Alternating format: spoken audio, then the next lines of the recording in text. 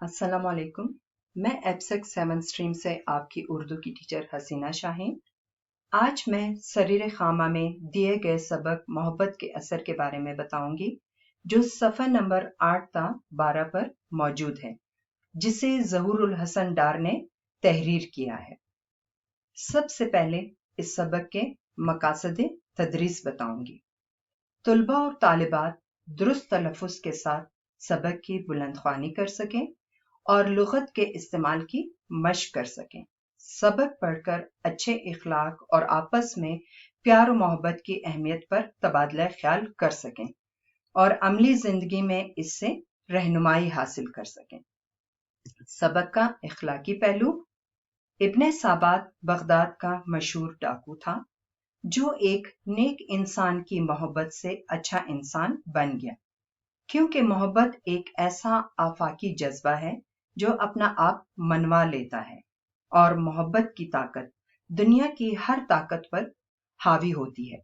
محبت میں اتنی تاثیر ہے کہ بڑے سے بڑے مسئلے کا حل ممکن ہو سکتا ہے، اور محبت، پیار، نرمی اور شفقت سے ہر بری عادت کو ختم کیا جا سکتا ہے۔ شیخ جنید بغدادی کی شخصیت و کردار کی نمایاں خصوصیات۔ شیخ جنید بغدادی رحمت اللہ علیہ 2018 ہجری اور 830 عیسوی میں عراق کے شہر بغداد میں پیدا ہوئے۔ آپ کا اصل نام ابو القاسم ابن محمد الجنید بغدادی ہے۔ آپ رحمت اللہ علیہ کا نام اللہ کے برگزیدہ بندوں میں سر فہرست ہے۔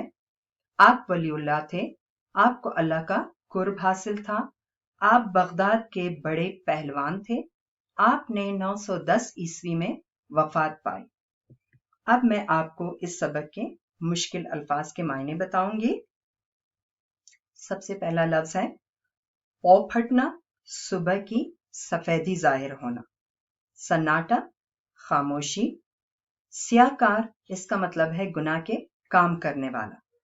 قبا، چغل کے قسم کا ایک لباس یا آگے سے کھلا ہوا کوٹ۔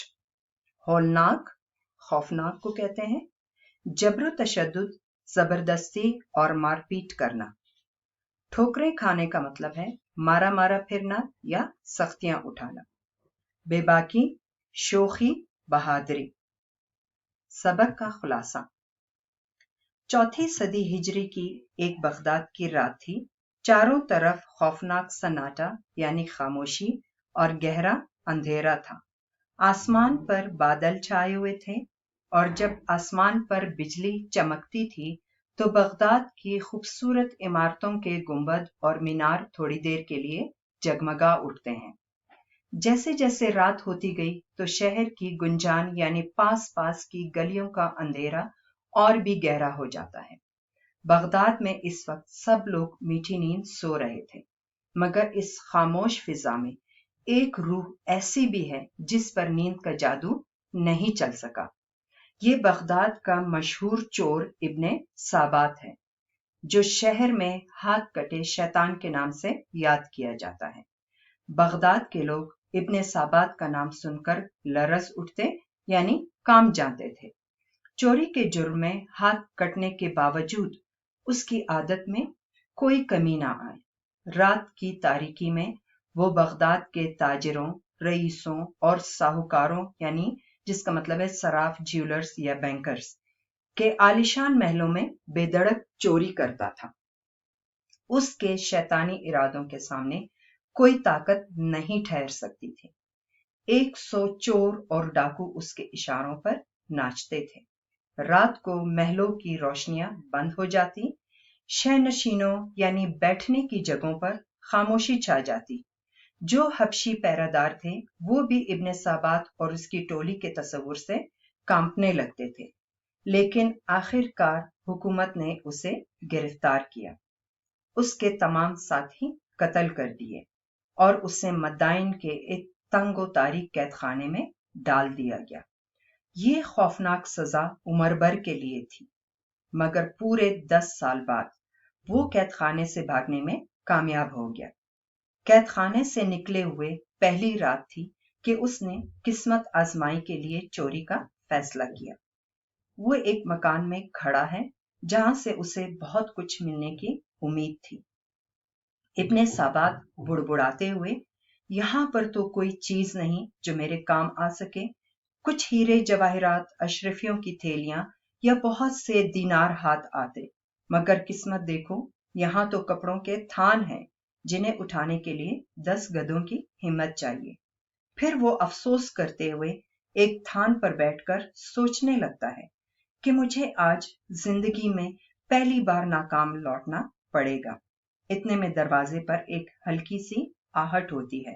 وہ گھبرا کر اٹھ جاتا ہے کہ کسی نے مجھے دیکھ لیا۔ اتنے میں ایک بوڑھا کمزور آدمی شمعدان اٹھائے اندر آتا ہے۔ اس نے ایک لمبی قبا یعنی چوغے کی قسم کا لباس پہنا ہوا تھا۔ اس کی آنکھوں میں بلا کی چمک ہے۔ وہ اجنبی اسے سلامتی کی دعا دیتا ہے اور شفقت کے لہجے میں کہتا ہے کہ مجھے افسوس ہے تمہیں اتنی دیر اندھیرے میں ٹھوکریں کھانی پڑی۔ یہ لو، میں روشنی لایا ہوں اور خود بھی تمہاری مدد کروں گا، کیونکہ یہ کام تم اکیلے نہیں کر سکتے۔ پھر وہ اسے دودھ لا کر دیتا ہے۔ اجنبی کہتا ہے، آؤ اب اپنا کام کریں۔ ابن سابات کہتا ہے کہ تم بھی میری طرح چور ہو اور اپنی قسمت آزمانے آئے ہو۔ میں خود بڑا پریشان تھا کہ یہ کیا ماجرا یعنی قصہ ہے۔ ابن سابات نے اجنبی سے کہا کہ اس مال کی 2 گٹھڑیاں بناؤ، بڑی گٹھڑی میری اور چھوٹی تمہاری ہوگی، کیونکہ تم بھی ایک دلیر اور ہوشیار چور ہو، اس لیے تمہیں اس میں حصہ دیتا ہوں۔ کیا تمہیں یہ شرط منظور ہے؟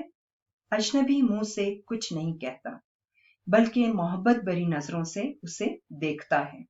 ابن سابات جھنجھلا کر یعنی غصے سے کہ تم میرا منہ کیا دیکھ رہے ہو، یہ نہ سمجھو کہ تم نے مجھے دودھ پلایا اور مکاری سے میٹھی میٹھی باتیں کر کے بے وقوف بنا لو گے۔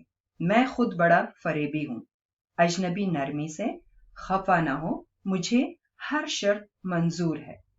اجنبی بڑی گٹھڑی اٹھا لیتا ہے اور ابن سابات چھوٹی گٹھڑی لے کر اپنے اڈے پر پہنچ جاتا ہے۔ راستے میں اجنبی جب تیزی سے چلنے کی کوشش کرتے ہوئے گر جاتا ہے تو ابن سابات اسے بہت ڈانٹتا اور گالیاں دیتا ہے۔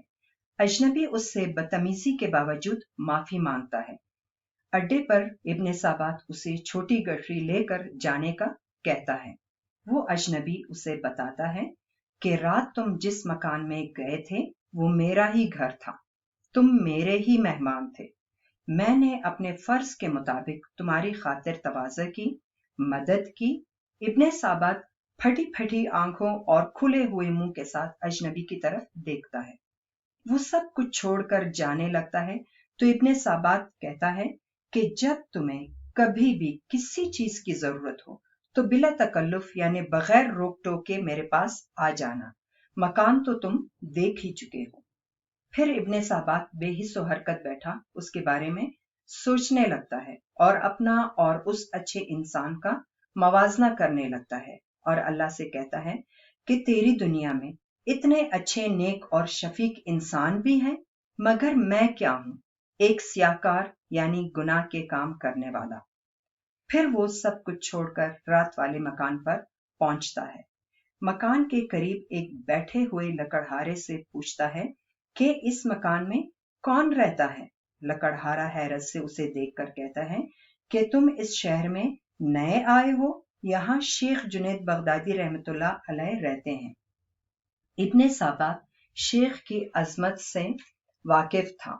وہ مکان کے اندر جا کر شیخ کے قدموں پر سر رکھ کر بچوں کی طرح رونے لگتا ہے۔ شیخ ابن سابات کو بڑے پیار سے اٹھا کر سینے سے لگا لیتے ہیں۔ کتنے تعجب کی بات ہے کہ جس ہاتھ کٹے شیطان کو حکومت کا جبر و تشدد ختم نہ کر سکا، اسے ایک گوشہ نشین یعنی تنہائی میں رہنے والے ایک فقیر نے ہمیشہ کے لیے اس کی زندگی بدل ڈالی۔ گھر کا کام اب میں آپ لوگوں کو دوں گی۔ عزیز طلباء، آپ سب اس سبق کے اہم نکات اور اوپر دیے گئے تمام مشکل الفاظ کے معنی لغت کی مدد سے اپنی نوٹ بکس پر تحریر کریں۔ اللہ حافظ۔